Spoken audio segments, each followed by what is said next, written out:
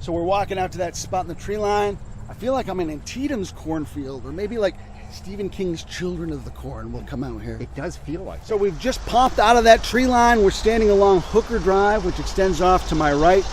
And that goes into the park a little bit. That's all Park Service property on either side of the road. Off to my left, you can see River Road. This is going to take us all the way to Central Park if we follow it in that direction. But right out just beyond the curve there is where River Road intersects with Route 3. And you can hear the busy traffic behind us. You might see trees, or you might see cars kind of going through the breaks in the trees there. And here there's a significant preservation threat because on the property that's off in this direction here, someone has purchased 4 lots and they want to put up a big gas station that would have access to River Road as well as Route 3. Now, I want to just kind of underscore, behind the camera, about 200 yards, is that intersection we were just talking about, the Chancellorsville intersection. Most important intersection in America in May of 1863. Super busy and bustling right now just because of the sheer volume of traffic. So now imagine a gas station in this area behind me where you've got people pulling in, pulling out, all kinds of traffic just going in all sorts of directions, making this intersection even more entangled than it is right now.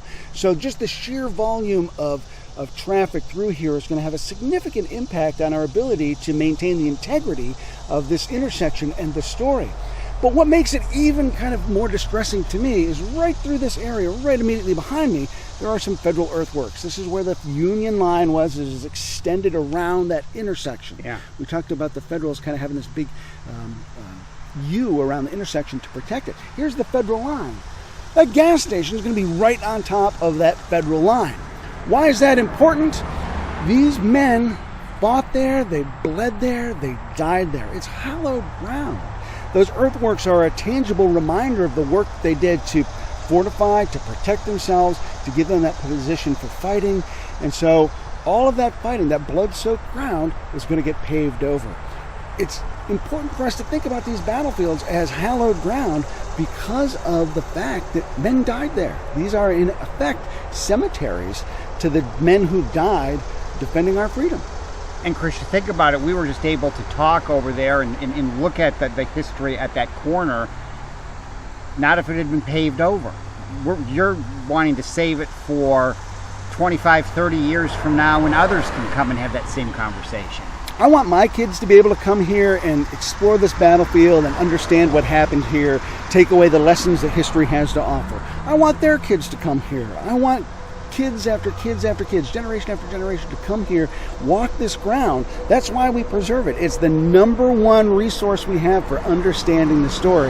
As soon as we pave it over, we lose that ability to connect to that story in that tangible way.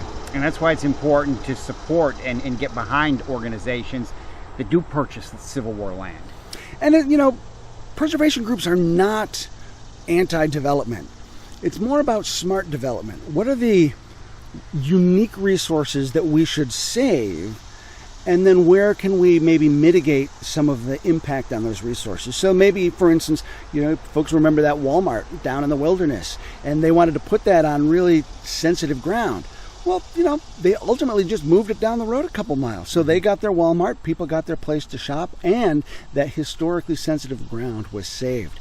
We have resources in this area that no one else in the world has. But, you know, every town's got its strip mall, every town's got its parking lots, every town's got its little big box stores. You know, why erase unique things that people come from all around the world to see? Why erase those for something that everybody else has in the cookie cutter? We can cookie cut elsewhere. And once it's gone, it's gone. Once it's gone, it's gone. And it's irreplaceable. Those are national treasures, gone forever.